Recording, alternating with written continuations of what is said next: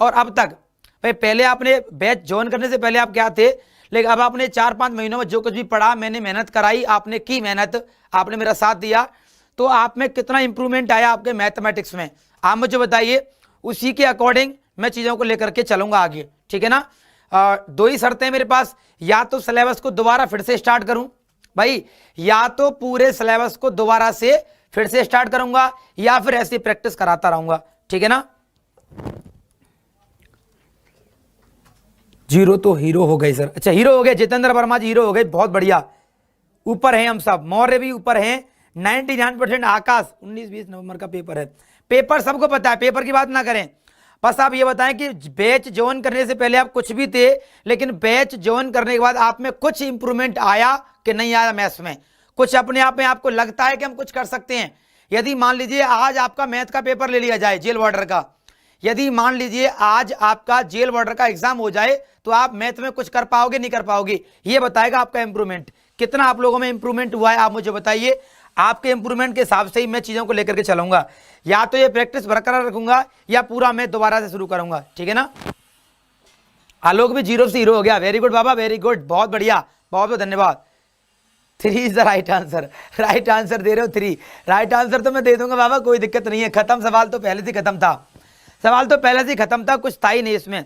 अच्छा ज्योति 10 में से 9, गुलशन कुमार 80, वेरी गुड, चलिए बहुत बढ़िया, चलिए चलिए। हाँ, अपने आप को इस तरीके से रियलाइज कीजिए कि यदि हमारा कल ही पेपर हो जाए तो हम क्या कर सकते हैं, हमारा जो कॉन्फिडेंस है अंदर से वो कितने परसेंटेज का है, हम क्या कुछ सीखे नहीं सीखे। वेदवीर का आंसर आया कि सर 100%, भाई वाह वेदवीर, सुपर भाई, वाह वेदवीर, मजा आ गया, ठीक है ना। तो मेरे पास दो ही तरीके हैं, या तो पूरा मैथ में 0 से फिर से स्टार्ट करूंगा भाई आपके लिए, आप लोगों के लिए, या फिर जो है इस तरीके से प्रैक्टिस कराता रहूंगा। आप बता दिए जिस तरीके से भी आप चाहें, ठीक है ना। चलिए अब देखते हैं सवाल की कंडीशन, अब अपने सवाल पर आते हैं। आप लोगों ने कमेंट्स करके बता दिया काफी कुछ, मतलब हर बच्चे के कमेंट को देख करके पता लग रहा है कि प्रत्येक बच्चे में इंप्रूवमेंट हुआ है, पहले चाहे वो कुछ भी था, अब उसमें इंप्रूवमेंट हुआ है। तो चलिए अब कुछ सवाल कर लेते हैं, फिर आगे की बात करेंगे अपन थोड़ी देर बाद, ठीक है ना। आगे की स्ट्रेटजी हमारी क्या रहेगी, आपका 19 दिसंबर का एग्जाम है, क्या आपका 19 दिसंबर का एग्जाम है, तो 19 दिसंबर के एग्जाम को देखते हुए हमारी मैथमेटिक्स की, हमारी मैथ्स की स्कोर करने की जो स्ट्रेटजी होगी वो क्या रहेगी, ये अपन बात करेंगे थोड़ी देर बाद। तो फिलहाल अपन क्वेश्चन करते हैं बाबा। अपना क्वेश्चन क्या है, अपना क्वेश्चन है कि इनमें आपको इस पूरे व्यंजक में आपको इकाई का अंक बताना है, क्या इस पूरे व्यंजक में आपको इकाई का अंक बताना है। मतलब यहां पर इकाई अंक कौन है, 9, यहां पर कितना है 5, यहां पर कितना है 4, यहां पर कितना है 6, यहां पर कितना है 7।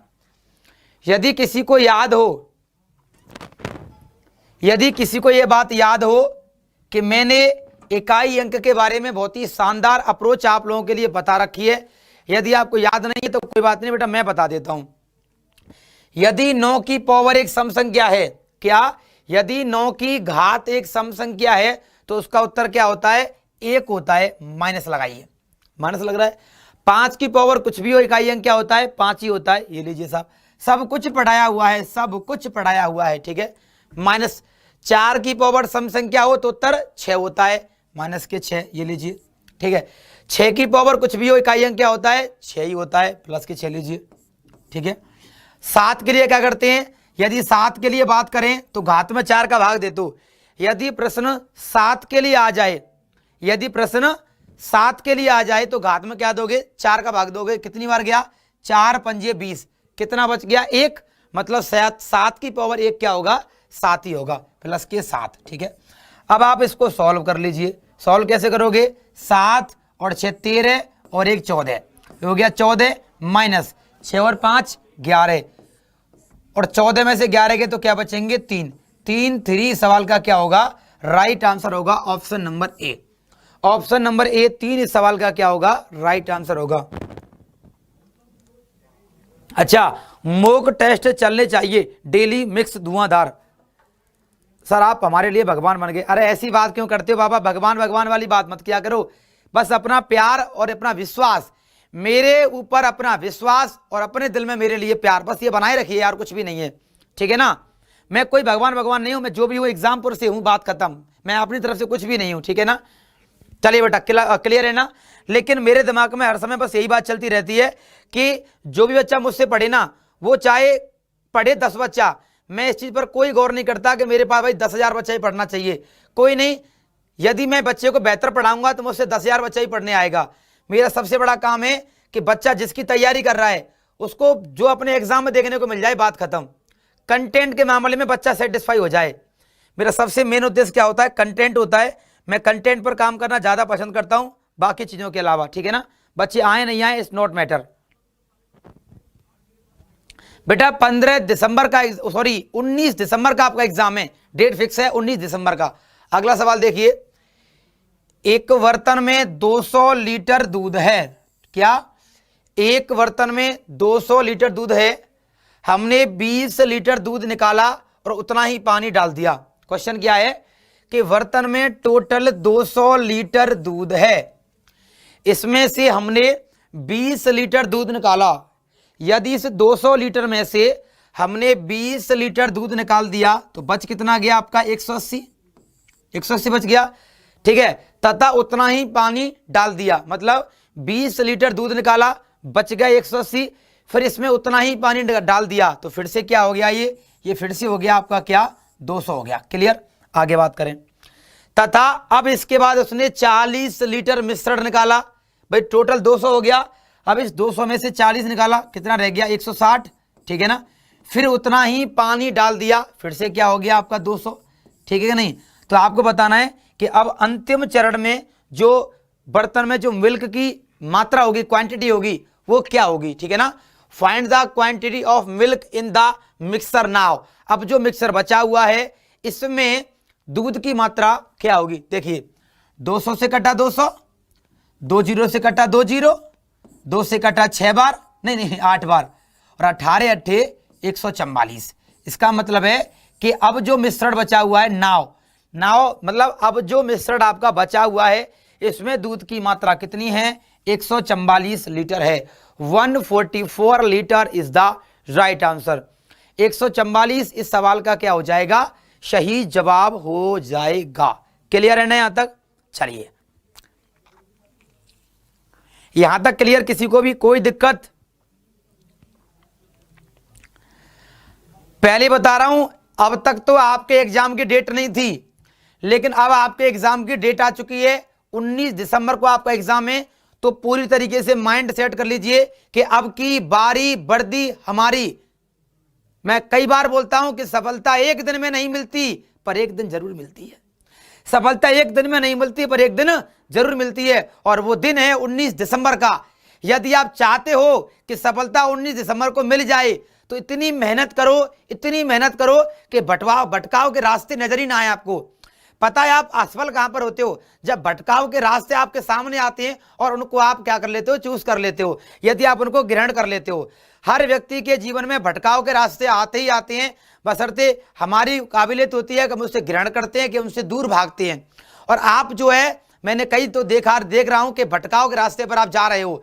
यदि आप पिछले 4 महीने से जेल वार्डर की तैयारी कर रहे हो, अब आपका एग्जाम की डेट भी आ गई है, 19 दिसंबर का आपका एग्जाम है, तो माइंड सेट कर लीजिए कि हमें सिपाही बनना है, बात खत्म। हमें सिपाही बनना है, बात खत्म। यूपी पुलिस में कांस्टेबल होना है, और कांस्टेबल होने के बाद में हमें एसआई इंस्पेक्टर पर जाना है, ठीक है ना। मतलब एक गौरव, एक गरिमा हासिल करनी है, एक गौरव हासिल करना है, समाज में एक गरिमा हासिल करनी है, मानवता के रूप में एक अच्छा व्यक्तित्व साबित करना है, हमें अपनी पढ़ाई को जाहिर करना है, अपने माँ बाप को सहारा देना है लाइफ में, जिंदगी में आगे चल करके एक बड़ा बढ़िया इंसान बनना है, अच्छे व्यक्तित्व का व्यक्ति बनना है हमें, ठीक है ना।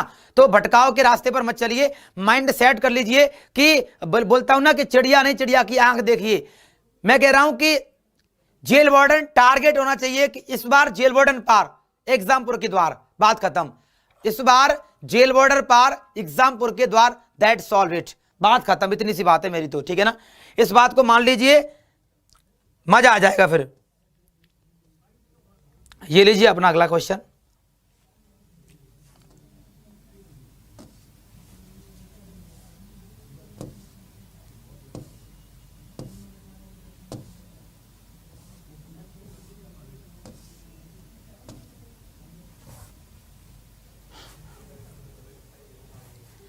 ये लीजिए आपका अगला क्वेश्चन।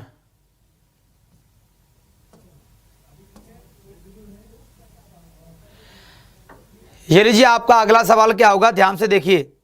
आपके अगले सवाल का जवाब क्या होगा, आप लोग खुद से करके देखिए।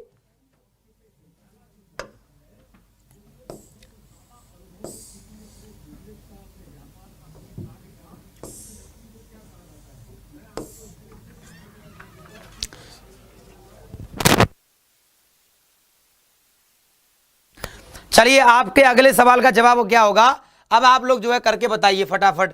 इस सवाल को करके बताइए कि इस सवाल का जवाब क्या होगा। बताइए इस सवाल का जवाब क्या होगा, बताइए कौन बताएगा इस सवाल का जवाब। इस क्वेश्चन का आंसर क्या होगा, जल्दी से जल्दी बताइए कि इस सवाल का जवाब क्या होगा। आपके दिमाग में इस सवाल को देख करके क्या आ रहा है, क्या सर ने ऐसी चीज पढ़ाई है? भाई सिंपल सी बात है, इस सवाल को देखते ही आपके दिमाग की घंटी बज जानी चाहिए और आपको अंदाजा लग जाना चाहिए कि भाई सर ने क्या पढ़ाया है। पता लगेगा कि ना लगेगा? लगेगा। लगेगा कैसे नहीं बेटा। Find the number of zeros in expressions, मतलब 2468 बाय द 250, मतलब समझ में आ गया होगा।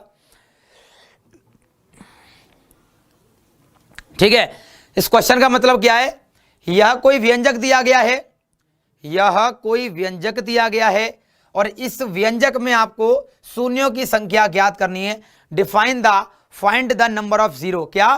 Find the number of zero, शून्यों की संख्या क्या होगी, क्या शून्यों की संख्या क्या होगी इस व्यंजक में। अब आप गौर से देखना, ये जो व्यंजक है आपका ये किसका है?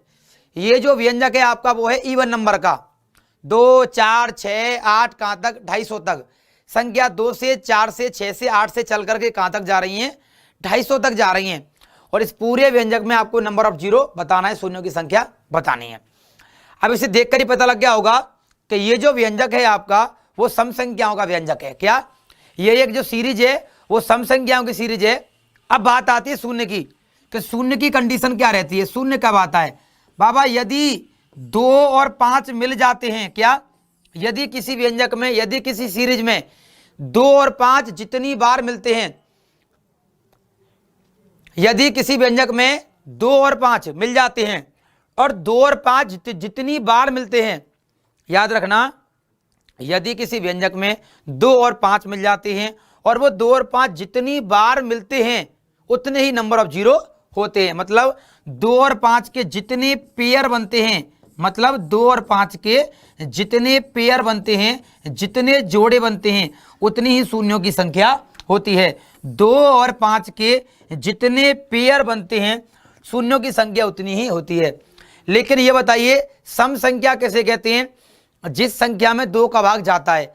अब ये पूरी सीरीज आपकी सम संख्याओं की है। अब जब सम संख्याओं की सीरीज है तो भाई 2 तो आएगा ही आएगा, पर 0 कब आता है? 2 और 5 के पेयर से 0 आता है।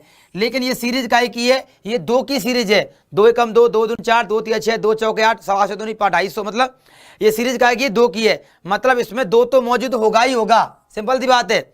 2 और 5 के जितने पेयर बनते हैं, जितनी बार 2 और 5 बनता है उतने ही 0 आते हैं। मैं इस व्यंजक की बात करूं तो ये व्यंजक किसका है? ये व्यंजक आपका 2 का है, 5 का नहीं है। क्यों? क्योंकि 2 से स्टार्ट हो रहा है। हर एक संख्या 2 का मल्टीपल है, ठीक है। हर एक संख्या 2 का गुणज है। 2 दूनी 4, दूनी 8, मतलब 2 के पहाड़े में सारी चीजें आ रही हैं। इसका मतलब है कि सब जगह पर 2 तो आपका होगा ही होगा। दोबारा बता रहा हूं, 2 और 5 के जितने पेयर बनते हैं उतने ही 0 आते हैं हमारे, ठीक है। इस पूरी श्रृंखला में कौन आ रहा है? 2 आ रहा है।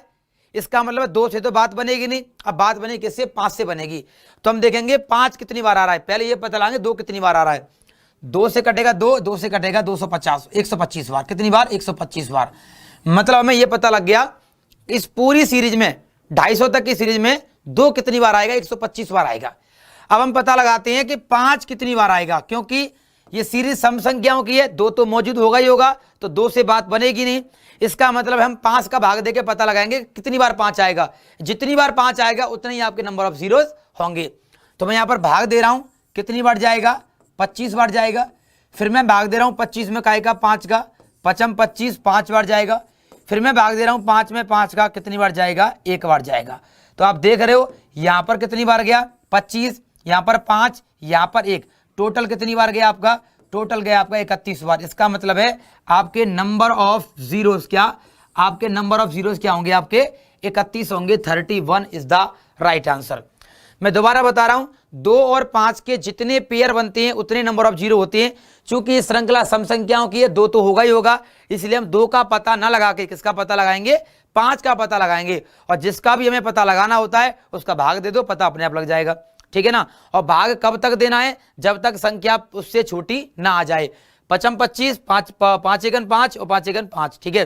तो यहां पर एक छोटा आ गया 5 से, तो भाग जब तक देना है जब तक संख्या उससे छोटी ना आ जाए। और जितनी जितनी बार भाग जा रहा है उनको जोड़ लीजिए, वही आपका क्या हो जाएगी, नंबर ऑफ जीरो की संख्या हो जाएगी। That's clear. यहां तक कोई दोहराया नहीं, बताइए।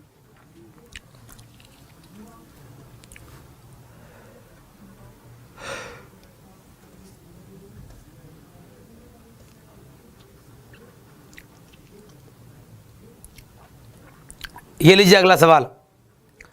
अगला प्रश्न क्या कहना चाहता है, अगले क्वेश्चन की क्या भावनाएं हैं, जरा समझने का प्रयास करना भाई। अगले क्वेश्चन पर ध्यान दें, अगला क्वेश्चन क्या कहना चाहता है। If a 6 digit number is formed by repeating a 3 digit number, example 256 656 656 214 214, then that number will be divisible by. इसका सीधा सा मतलब है, यदि एक 3 अंकों की संख्या को दोहरा करके, क्या इसका मतलब है, यदि एक 3 अंकों की संख्या को दोहरा करके, क्या यदि एक 3 अंकों की संख्या को दोहरा करके एक 6 अंकों की संख्या बनाई गई है, क्या यदि कोई 3 अंकों की संख्या को दोहरा करके, मतलब उसकी पुनरावृत्ति करके, उसको रिपीट करके, किसी भी 3 अंक की संख्या को रिपीट करके कोई भी 6 अंकों की संख्या बनाई गई है, तो बताइए वह किससे डिविजिबल है, वह किससे पूर्णतः विभाजित है। आप लोग कमेंट्स करके इसका आंसर दीजिए, पता लगाइए क्या इसका आंसर होगा। जल्दी से जल्दी आप लोग कमेंट्स करके इसका आंसर दीजिए ताकि पता लग सके कि इसका सवाल का जवाब क्या होगा। आप लोग क्या सोचते हो इस सवाल के बारे में, ठीक है। कुछ बच्चों का आ रहा है कितना, वेदवीर का आ रहा है 1001, उमेश का आ रहा है 11। और कोई है जो सवाल का आंसर दे सके, बताइए। है और कोई बच्चा नहीं है ना, पेपर टिक मार रहा हूं उत्तर को। 1 2 3 ऑप्शन नंबर डी को लॉक किया जाए। वेदवीर का आंसर एकदम सही है, वेदवीर एकदम करेक्ट आंसर करके बेटा आप, ठीक है। अब देखिए कैसे हमें बताया गया है 656 और 656, क्या ये 3 अंकों की संख्या नहीं है भाई, ये 3 अंकों की संख्या है, 656 या 214, क्या 656 या 214। वो कह रहा है कि किसी भी 3 अंकों की संख्या को, क्या किसी भी 3 अंकों की संख्या को 2 बार रिपीट किया गया है, 214 214 656 और 656। किसी भी 3 अंकों की संख्या को 2 बार रिपीट किया गया है तो वह किससे डिविजिबल होगी। देखिए, यदि किसी भी संख्या को 2 बार या 3 बार रिपीट किया जाए, क्या यदि किसी भी अंकों की संख्या को, क्या यदि किसी भी कई अंकों की संख्या को यदि रिपीट किया जाता है तो उसका डिविजिबल पार्ट क्या होता है। सुनिए, जितनी बार उसको रिपीट किया गया है उतनी बार तो लिखते हैं का 1 1, जितनी बार रिपीट किया गया उतनी बार क्या लिखते हैं, 1 1 लिखते हैं। और उस रिपीटिंग में जितने नंबर हैं, क्या और वह संख्या जितने अंकों की है, जितने अंकों की है उससे 1 कम करके 0 लगाते हैं। इसमें कितने अंक है, 3 अंकों की आप संख्या है तो कितने 0 लगाएंगे, 2। यहां पर कितने अंकों की है, 3, कितने 0 लगाएंगे, 2। इसका भी आंसर 1001, इसका भी आंसर 1001। इसका मतलब है डी ऑप्शन इस सवाल का क्या हो जाएगा, सही जवाब हो जाएगा। Option number D is the right answer. Option number D सवाल का क्या होगा, सही जवाब हो जाएगा। क्या बात है बताइए, मामला बैठा नहीं बैठा, बताइए। कोई प्रॉब्लम किसी को, मामला बैठा कि नहीं बैठा, बताइए बच्चा। किसी को भी कोई दिक्कत यहां तक, कोई दुख तकलीफ, क्या हो जाएगा 1001, option D is the right answer. Clear यहां तक, चलिए आगे देखिए। अब आपको इसका मैं कंसेप्ट बताता हूं और बेहतर तरीके से, कि सवाल इस तरीके से ना आए, किस और तरीके से आ जाए तो सवाल क्या होगा, हमारा उत्तर क्या करके आएंगे अपन। यदि कोई सवाल आ गया आपका कैसे 48 48 और 48, तो इस सवाल की भाषा क्या होगी, सुनिए। यदि सवाल की भाषा चेंज होती है तो सवाल की भाषा क्या कहेगी आपसे, सुनिए जरा ध्यान से। भाषा कहेगी कि कोई दो अंकों की संख्या, किसी भी दो अंकों की संख्या को 3 बार रिपीट किया गया है। अब दो अंकों की संख्या हमारे पास 48 48 48, भाई 48 में कितने अंक है? 2। तो भाषा यही होगी कि किसी दो अंकों की संख्या को 3 बार रिपीट करके कोई संख्या बनाई गई है, तो बताइए वह किससे डिविजिबल है। तो मैंने क्या बताया है, वह संख्या जितनी बार रिपीट हो रही है उतनी बार क्या लिखेंगे? 1 1 और 1 लिखेंगे, और उस संख्या में जितने अंक हैं उससे 1 कम करके 0 लिखेंगे। कितने अंक हैं? 2 1 0। कितने अंक हैं? 2 1 0। तो 10 10 1 इस सवाल का क्या हो जाएगा? राइट आंसर हो जाएगा। 10 10 1 इज द राइट आंसर। 10 10 1 इस सवाल का क्या हो जाएगा? परम सत्य आंसर हो जाएगा बेटा। ठीक है, तो आप इसको भी जो है नोट कर लीजिए। यदि सवाल का स्टैंडर्ड चेंज हुआ, सुना ध्यान से जरा, यदि सवाल की लैंग्वेज, भाषा में परिवर्तन हुआ, चीजों में परिवर्तन हुआ, तो वो अधिक से अधिक एग्जामिनर इस प्रकार की कंडीशन में सवाल पूछ सकता है। इससे बेहतर कोई सवाल आपसे पूछ नहीं सकता इसमें भी। ठीक है ना। एक बच्चे का आंसर आ रहा है, सर 13 से भी विभाजित है। अरे पगला गया है क्या? जरा चेक कर ले, 13 उत्तर हो के सकता है। 13 में क्या लिखा हुआ है? 13 में लिखा हुआ है ओनली 13। ओनली 13 का मतलब है, ये तो पक्की बात है कि 13 से विभाजित है, लेकिन ऑप्शन में एक शब्द लिखा गया है ओनली 13। ओनली 13 का मतलब है कि बाकियों का पता नहीं, दुनिया में केवल 13 से विभाजित होती है। भैया ऐसे कैसे हो सकता है? विभाजित इससे भी हो रही है ना, तो इससे भी हो रही है, इससे भी हो रही है, लेकिन हमें मतलब किससे है? एग्जैक्ट एक एक्चुअल नंबर से है, जो कि इनको पूरी तरह डिविजिबल करता है। यहां पर ओनली मतलब, ओनली का मतलब केवल, केवल तुम मेरे हो, मतलब तुम मेरे ही हो, किसी और के नहीं हो सकते। सिंपल सी बात है। ये घर मेरा है, ये किसी और का नहीं हो सकता, मेरा ही है। ओनली मैं ही खाऊंगा इस खाने को, कोई और नहीं खाएगा, मतलब वो खाना प्रॉपर मेरा हो गया। ओनली 13 से डिविजिबल है, मतलब 13 से, ये किसी और से नहीं होगा। ये तो गलत बात है ना। हो रहा है वो किससे? 1001 से। तो ओनली की तो बात ही नहीं होगी। सर्व समाज को लेकर के चलना है। ओनली ओनली ओनली एक एक को लेकर के हमें नहीं चलना है। हमें भी पढ़ना है, साथियों को भी पढ़ाना है। हम भी सिलेक्शन लेंगे, हमारे साथी भी सिलेक्शन लेंगे। ठीक है ना। चलिए, हम भी बढ़ेंगे, हमारा परिवार बढ़ेगा, हमारा समाज बढ़ेगा, हमारा देश बढ़ेगा। ठीक है, चलिए बात करते हैं अगले क्वेश्चन की। भाई साहब खतरनाक क्वेश्चन आ गया, अल्टीमेट क्वेश्चन। कोई भी इस क्वेश्चन की भाषा को दिल पर मत लगा लेना भाई साहब, क्योंकि यह क्वेश्चन पिछली बार यूपी पुलिस में पूछा गया था। मतलब डाटा चेंज कर दिया है मैंने, चीजें वही की वही हैं। पिछली साल यूपी पुलिस कांस्टेबल में जो एग्जाम हुआ था उसमें इस लैंग्वेज का क्वेश्चन पूछा गया था, लेकिन ये क्वेश्चन नहीं था, वहां पर संख्याएं कुछ और थी। मतलब डाटा चेंज कर दिया है मैंने, सवाल वही है, सवाल की जो भाषा है वही है, केवल मैंने डाटा को चेंज कर दिया है। अब आप देखिए क्या आप इस सवाल को कर सकते हो या नहीं। भाई साहब सवाल तो हो गया खत्म, सवाल तो हो गया खत्म बिना पेन पेपर के। एक बस की चाल 54 किलोमीटर प्रति घंटा है, यदि वो हर घंटे कुछ मिनट रुकती है। क्या बात है भाई साहब।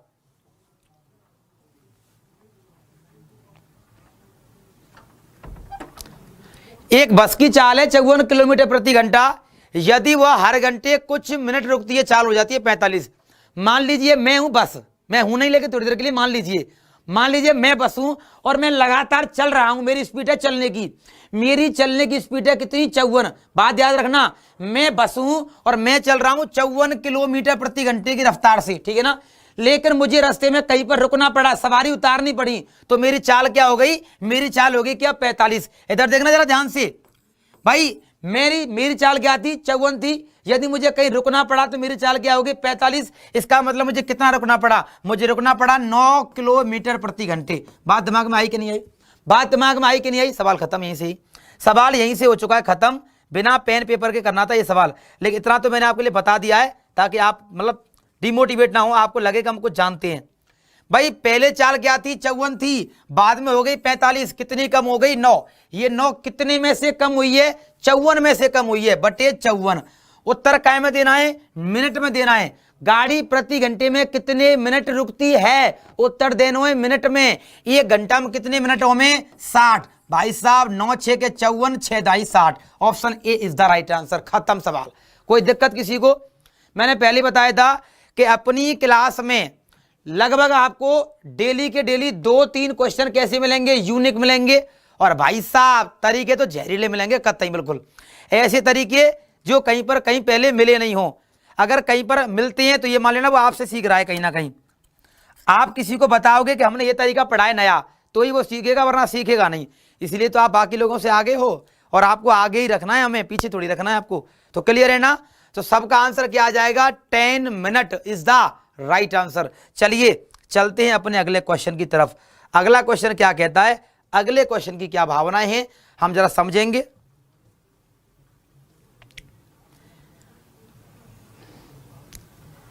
यदि आपको चाहिए कि सर कोई लेवल मेंटेन करना है, यदि आपको चाहिए कि कोई लेवल मेंटेन करना है सवाल का, सुना ध्यान से जरा।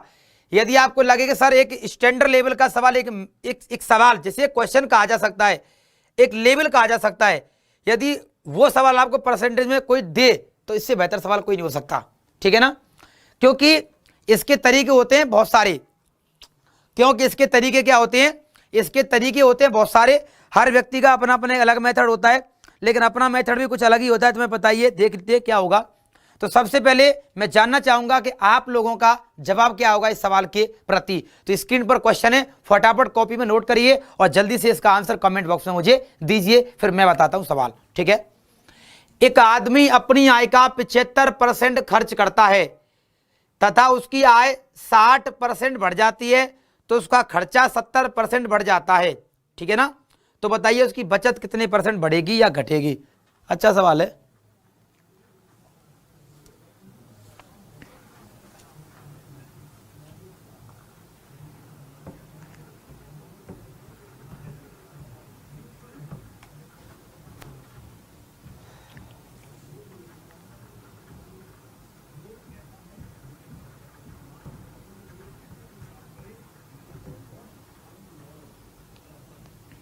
बैठा नहीं बैठा? बैठ गया? चलिए अब देखते हैं फटाफट कैसे करेंगे। एक आदमी अपनी आय का 75% खर्च करता है। सिंपल सी बात है, जब वो व्यक्ति 100 रुपये कमाता होगा और 75 खर्च करता होगा, तो बचाता कितने होगा? 25। सवाल खत्म। हमें रट करके चीजों को कॉम्प्लिकेटेड नहीं बनाना है कि कई लोग आते हैं एक बार तो ऐसे करते हैं, एक बार ऐसे करते हैं। वो सवाल का तरीका फेल हो जाता है जब मैं इसको ना दूं। जब ये ना दूं तो तरीका हो जाएगा फेल, और आराम से मुंह रायता से मुंह करके बैठ जाओगे, सर ये क्या हो गया, क्या पढ़ाया था। ऐसे नहीं पढ़ना। हमें चीजों को रटना नहीं है कि सर ने बता दिया ऐसा सवाल आ जाए तो एलिगेशन लगा दो। अरे एलिगेशन की कुछ कंडीशंस होती है, हर जगह एलिगेशन थोड़ी लग जाता है। यदि मैं इस वैल्यू को ऐसे ना दे करके मैं रेशियो में दे देता तो क्या एलिगेशन लग जाता, दिमाग खराब हो जाता। ये क्या हो गया भैया, कैसे सवाल करें? तो बेस्ट अप्रोच बता रहा हूं, कंसेप्ट क्लियर करके। मतलब ऐसा भी नहीं है, लॉन्ग मेथड भी होगा, मेथड शॉर्ट भी होगा और लाजवाब भी होगा, हर जगह काम भी आएगा। तो देखिए ये जो तरीका मैं बता रहा हूं ना, यदि इस पूरी वैल्यू को इसको और इसको यदि वो अनुपात में देगा तब भी करोगे, यदि वो आपके लिए फ्रैक्शन में देगा तब भी आप करोगे, यदि परसेंटेज में देगा तब भी आप करोगे। ऐसा तरीका बता रहा हूं आपके लिए, बिल्कुल एकदम आपके कंसेप्ट को डेवलप कर रहा हूं, बिल्डअप कर रहा हूं कि कंसेप्ट कैसे बनाते हैं। माइंड में क्रिएट करना सीखिए कंसेप्ट को। यदि कोई भी सवाल यदि आउट ऑफ सिलेबस भी आता है तो एग्जामिनर को टेंशन हो जाएगा इस बच्चे ने सवाल कर कैसे दिया, क्योंकि कंसेप्ट को बिल्डअप करना सीखिए, कंसेप्ट को जनरेट करना सीखिए। देखिए कैसे, सिंपल सी बात है, दुनिया में हर चीज 100 होती है।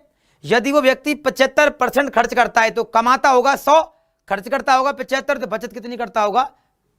25। तो यहां लिख देता हूं मैं क्या, उसकी आय, यहां लिख देता हूं इसका खर्चा, और यहां लिख देता हूं मैं इसकी क्या, बचत। ठीक है ना? सवाल मात्र 25 से 30 सेकंड का सवाल है, ज्यादा नहीं है। केवल चूंकि नई तरीका है इसलिए मैं थोड़ा आराम से बताऊंगा ताकि आप समझ जाएं। दोबारा देखिए, अब कह रहा है यदि उसकी आय 60% बढ़ जाए, यदि इस 100 पर 60% आय बढ़ेगी तो कितनी बढ़ेगी? 60 ही तो बढ़ेगी, सिंपल सी बात है यार। यदि उसका खर्चा 70% बढ़ जाए, यदि इस 75 खर्चे को 70% बढ़ा दिया जाए तो कितना बढ़ेगा?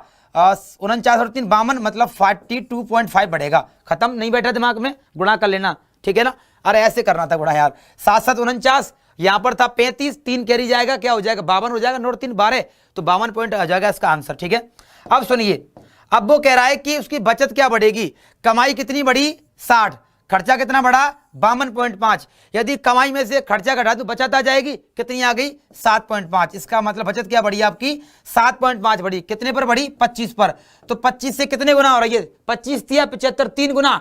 जिस ऑप्शन में 3, खत्म उत्तर। कहाँ है रे? C option. आगे कैलकुलेट नहीं करना था, आगे कैलकुलेट नहीं करना था। आप ये सोचें कि इसको फ्रैक्शन में चेंज करें फिर परसेंटेज लगाएं, नो, मतलब ऑप्शन से सवाल को बनाया जा सकता है। भाई ये 25 है, ये 7.5 है, यदि मैं इसको एक पल के लिए हटा दूं तो 25 से 75 3 आया, और क्योंकि एक छोड़ के पॉइंट लग रहा है 3 में क्या आएगा 0, तो उत्तर क्या हो जाएगा 30। तो इस तरीके से आप कंसेप्ट को जो कर सकते हैं बिल्डअप कर सकते हैं अपनी तरीके से, ठीक है ना। कैसा भी सवाल आ जाए इस तरीके से आप बना सकते हो, ठीक है ना, ठीक है ना। किसी भी तरीके का क्वेश्चन एग्जाम में आता है तो आप इस तरीके से बना सकते हो, यदि एक्सपेंडिचर पर, इनकम पर और सेविंग पर। क्लियर? चलिए बच्चा आगे चलते हैं।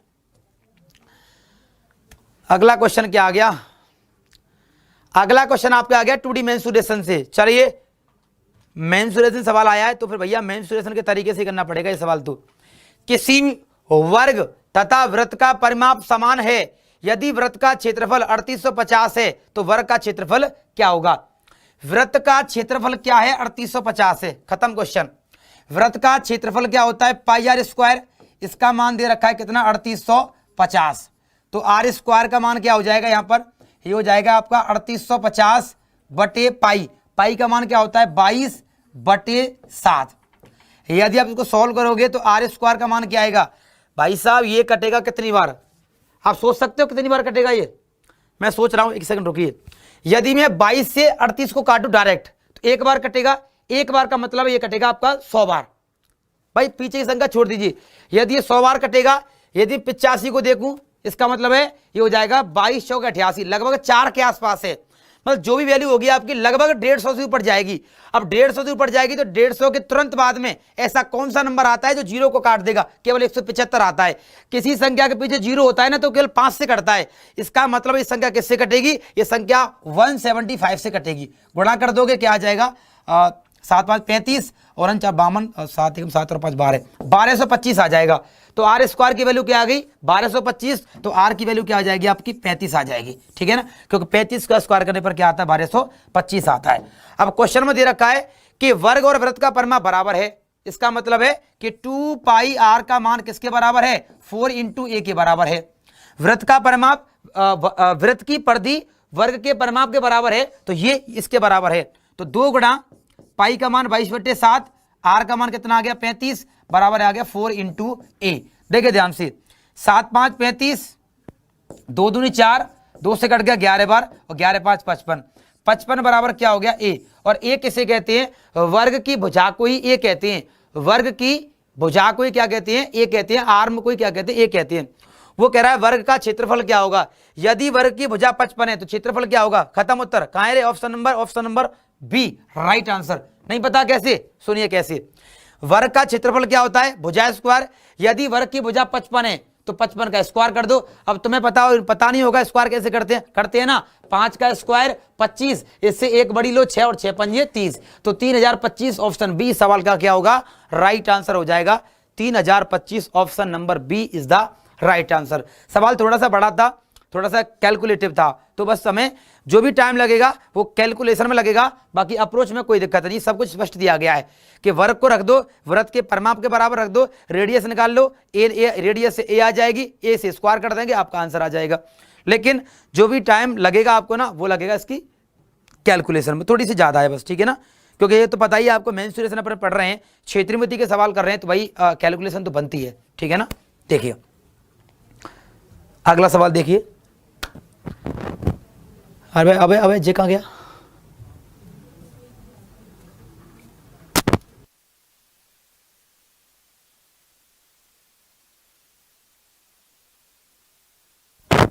ये हो गया आपका अगला सवाल। इसको भी सोच रहे हो क्या? अरे इसमें भी सोच रहे हो क्या? चलिए, जिस बच्चे ने सवाल का जवाब दे दिया ये मान लेना, लेट कर लेना थोड़ी देर के लिए कि आपका सिलेक्शन हो गया। लेट कर, थोड़ी देर के लिए होगा, ज्यादा नहीं होगा, फिर तो 19 दिसंबर को बात करेंगे अपन, ठीक है ना। लेट करिए थोड़ी देर के लिए। इस सवाल का जवाब कौन देगा कि दो संख्याओं का मासा और लासा 44 और 264 है। क्या? दो संख्याओं का मासा और लासा 44 और 264 है, ठीक है ना। यदि एक संख्या को 2 से भाग दें, भागफल 44 आता है, तो दूसरी संख्या क्या होगी? भाई साहब 22 44 88, 2 कम 2 2 3 6 2 2 4 132। इस सवाल का क्या होगा? राइट आंसर होगा 132 इज द राइट आंसर। पता लगा कैसे लगा? देखो उत्तर तो मैंने बता दिया, अब सोच लीजिए आप लोग कैसे करोगे। दोबारा मैं समझाऊं पूरा डिटेल से एक्सप्लेन करके। यदि किसी प्रश्न में यदि किसी प्रश्न में लासा मासा के बारे में कहा जाता है और इसकी दोनों संख्याओं के बारे में कहा जाता है, याद रखना, यदि किसी क्वेश्चन में एलसीएम और एचसीएफ के बारे में कहा जाता है और उनकी दोनों संख्याओं के बारे में कहा जाता है, तो इस बात को दिमाग में सेट कर लेना क्या, कि उन दोनों संख्याओं का गुणनफल लासा मासा के गुणनफल के क्या होगा, बराबर होगा।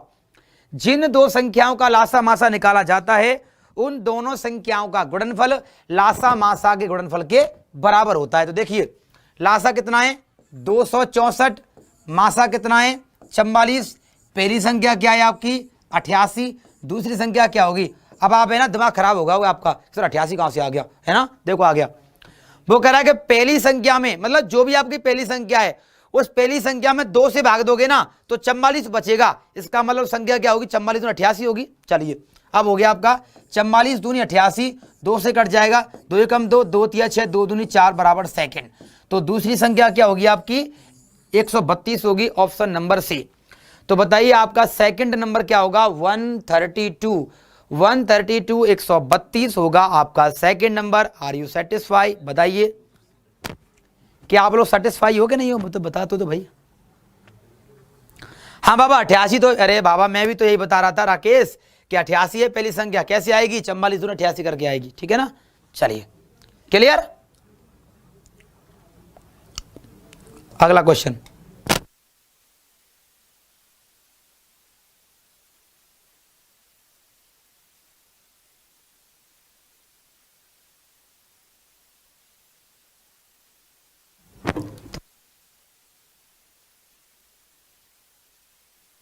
हाँ भाई, अब इस सवाल की परिभाषा क्या होगी, क्या ऐसे कोई सोचेगा वैसे कर देगा? इस सवाल को कोई सोच के करेगा कि आंखों ही आंखों में बना देगा? जो बच्चा इस सवाल को आंखों ही आंखों में बना देगा, भाई साहब मैं बता नहीं सकता, वो तो हो गया आज से मेरा फेवरेट बच्चा, ठीक है ना। चलिए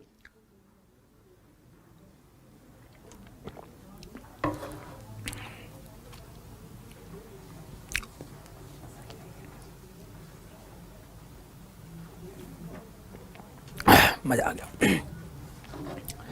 1 रुपये में, सवाल बहुत अच्छा है यार, जो भी है अच्छा सवाल है, कुल मिला के ऐसे सवाल तो यार हमसे होने भी चाहिए, फिर तो सभी तो सिलेक्शन होगा, फिर कैसे होगा। 1 रुपये में 4 वस्तु बेचने पर, क्या 1 रुपये में 4 वस्तु बेचने पर 4% की हानि होती है, इसका मतलब मूल्य क्या होगा, इसका मूल्य होगा इसका 96। भाई यदि 1 रुपये में 4 वस्तु है, वस्तुओं का मूल्य क्या 1/4, 1 रुपये में 4 वस्तु का मतलब है वस्तु का मूल्य क्या हो गया 1/4। यदि वस्तु का मूल्य 1/4 है और 4% की हानि है तो मूल्य क्या हो गया 96 हो गया। अब कह रहा है वस्तु का मूल्य 1 रुपये में 3, क्या, अब वस्तु का मूल्य क्या है 1 रुपये में 3 है, तो लाभ हानि क्या होगा, मान लीजिए x होगा। और यदि बराबर के दोनों तरफ अनुपात होते हैं, इसे हल करना हम जानते हैं, कैसे जानते हैं, पहला गुणा चौथा और दूसरा गुणा तीसरा, तो 96 गुणा 1/3 बराबर 1/4 गुणा x। खत्म उत्तर, 3 से कटेगा, 3 तिया 9 और 3 दूनी 6, गुणा हो जाएगा 4 दूनी 8 और 4 तिया 12 बराबर x। मतलब आपका जो x आया वो कितना आया 128 आया, जो आपका x आया वो क्या आया 128 आया। दोबारा बता रहा हूं, आपकी जो x की वैल्यू आई वो क्या आई 128 आई। प्रश्न में क्या पूछा गया है, बताइए उसको लाभ कितना होगा। अरे ये बात तो आप जानते हो कि जो भी लाभ हानि होते हैं वो 100 पर होते हैं। वैल्यू कितनी आ रही है 128, मतलब 100 में 28 प्लस करने पर आ रही है, इसका मतलब 28 ही आपका क्या हो जाएगा, प्रॉफिट हो जाएगा। कहां रे, option B is the right answer. Option B 28% is the right answer. मचा दो गर्दा एकदम धमाकेदार तरीके से, ठीक है।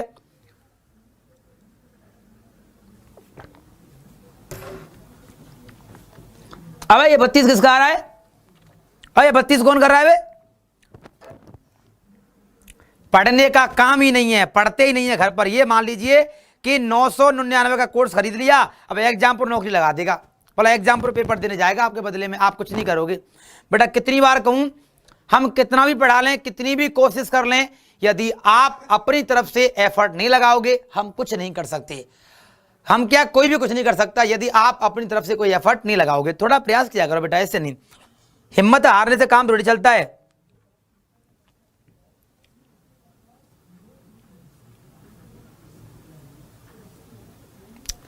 ये लीजिए क्वेश्चन,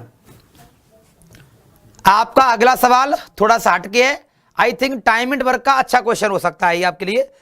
मतलब टाइम एंड वर्क में जितने टाइप के क्वेश्चन बनते हैं, टाइम एंड वर्क में जितने टाइप के क्वेश्चन आपके बनते हैं, उनमें अच्छे टाइपों में इसकी गिनती होती है। और अक्सर करके कुछ अध्यापक सर जो है, भाई बंधु है मेरे, वो एसएससी में कराते हैं और मैं भी कराता हूं। लेकिन है ना, हम देख लेते हैं इस क्वेश्चन की क्या औकात है, क्या एसएससी लायक है। भाई साहब, ये कोई जरूरी नहीं होता, मतलब लेवल की बात यदि की जाए तो कोई परीक्षा का लेवल नहीं होता, याद रखना। लेकिन एक्चुअलिटी में बात यह है कि क्वेश्चन की जो परफॉर्मेंस होती है ना, वो उसकी लैंग्वेज पर डिपेंड करती है बस। अब इस सवाल को देखें, इस सवाल की लैंग्वेज के हिसाब से ये सवाल चला गया कहां पर, एसएससी और बैंक में चला गया। लेकिन हम इसको करेंगे कहां पर, जेल वाटर में। अब करेंगे और इतना बेहतर करेंगे कि दुनिया में जिंदगी में कभी देखा नहीं होगा सवाल का तरीका। देख लीजिए, अब मैं पहले तो करता हूं मतलब पूरा देसी तरीके से। यहां है आपका ए, यहां है आपका बी, और यहां है आपका ए प्लस बी। ठीक है ना। मैं क्या कहना चाह रहा हूं, मैं कुछ नहीं कह रहा, जो भी कह रहा है क्वेश्चन कह रहा है। भैया, ए किसी काम को करने में ए प्लस बी से 27 दिन ज्यादा लेता है। यदि ए प्लस बी लेते हैं, टी दिन लेते हैं, टी टाइम लेते हैं, ए कितना लेगा, टी प्लस 27 लेगा। ये क्वेश्चन की परवाह मैं कुछ नहीं कर रहा, ये क्वेश्चन में सब लिखा गया है, मैं वो बता रहा हूं बस। तरीका तो अपना अलग ही बताऊंगा मैं, ठीक है ना। बी उसी काम को करने में, ठीक है ना, करने में ए प्लस बी से 3 दिन ज्यादा लेता है, तो ये कितना लेगा, ये लेगा टी प्लस 3। भाई से फंस गए ना। अब यहां से फंस गए। ये सवाल कैसे होगा, अब होगा 1/t प्लस 27, 1/t प्लस 3 बराबर होगा 1/t, क्योंकि ए को मिलाया बी को मिलाया, दोनों को मिलाकर के क्या होगा, 1/t काम होगा। ये हो गया आपका सवाल। फंस गए सवाल में, फंसना नहीं है। अब देखिए इधर फटाफट कॉपी पर नोट करो और बोल दो सबसे कि भाई साहब ये तरीका कहीं नहीं मिलेगा। अब लेटेस्ट इन्फॉर्मेशन आई है। जब भी बात की जाती है मतलब इस प्रकार के क्वेश्चन की, कैसे क्वेश्चन की कि ए और बी का जो टाइम है वो दोनों को रिप्रेजेंट करता है, ए बी को। यदि ए और बी का जो टाइम है ए प्लस बी दोनों को रिप्रेजेंट करे तो खत्म उत्तर। ऐसे करिए ऐसे, और दोनों को लिख लीजिए।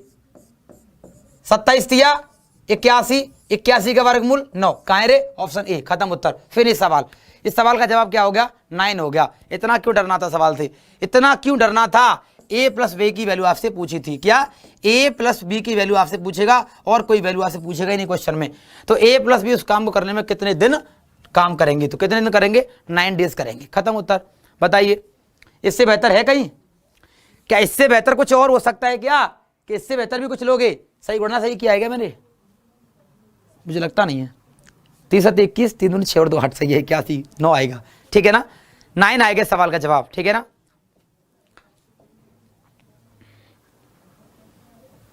क्लियर, यहां तक चीजें कंप्लीट है ना। तो चलिए आगे बढ़ते हैं। उम्मीद करता हूं रोजाना की तरह आज भी आपने कुछ 2-4 स्टेप नहीं सीखे होंगे। अगला क्वेश्चन, भाई साहब फंस गया क्वेश्चन। देखिए ध्यान से अच्छी तरीके से।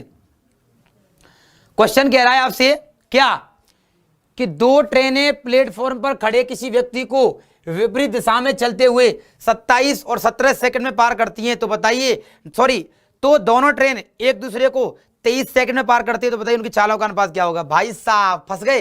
देखिए इधर दोबारा से मान लीजिए ये ट्रेन है पहली और ये ट्रेन है दूसरी। जो मेरे हाथ हैं ये दोनों ट्रेन है, ये पहली ट्रेन ये दूसरी ट्रेन, और ये दोनों ट्रेनें जिस व्यक्ति को पार कर रही हैं वो व्यक्ति कौन हूं, मैं खुद हूं, ठीक है ना।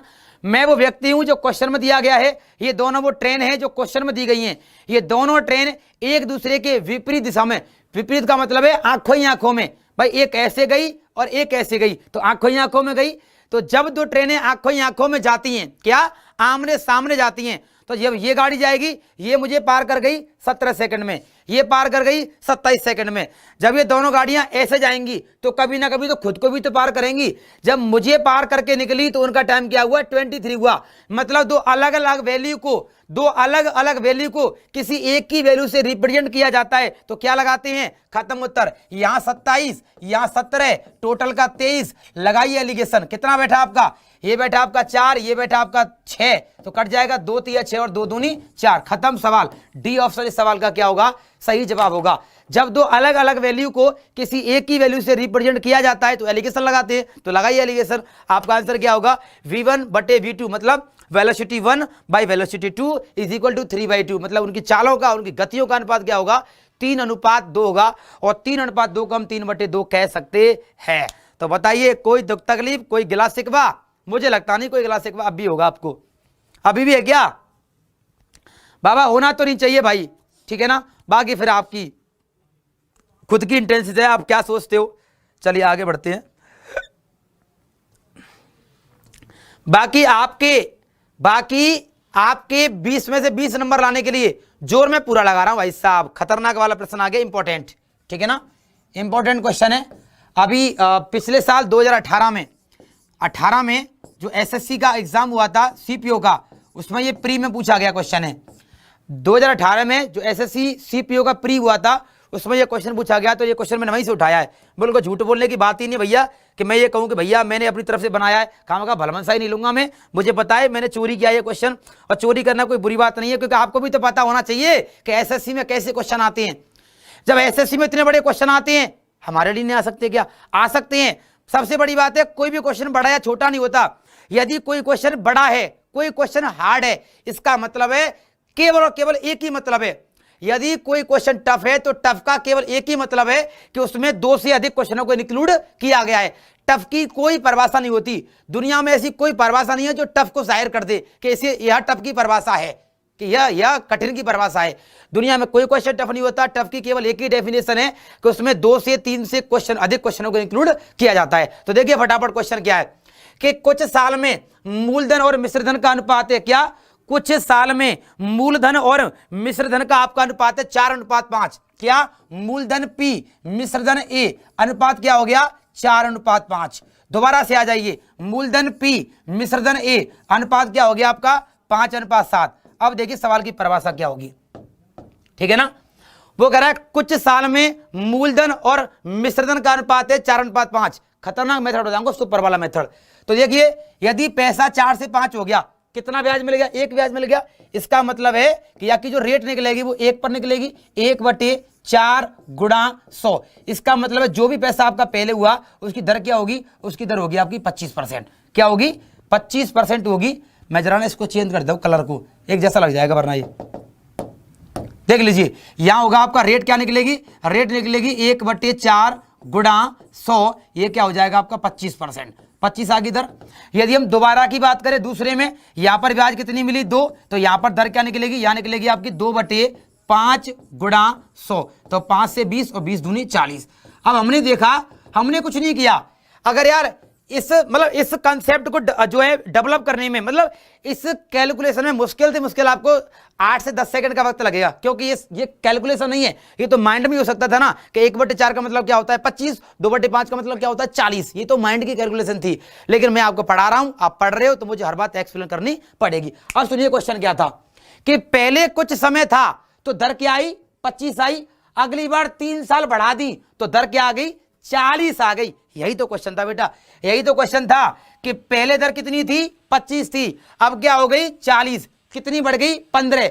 15 क्यों बढ़ी है, क्योंकि 3 साल का समय बढ़ा है। मतलब 3 साल के लिए बढ़ी कितनी है 15, तो 1 साल के लिए क्या बढ़ेगी आपकी 5, और 1 साल के लिए चलने वाला ब्याज क्या कहलाता है, साधारण ब्याज की दर कहलाती है। Option B is the right answer. खत्म क्वेश्चन।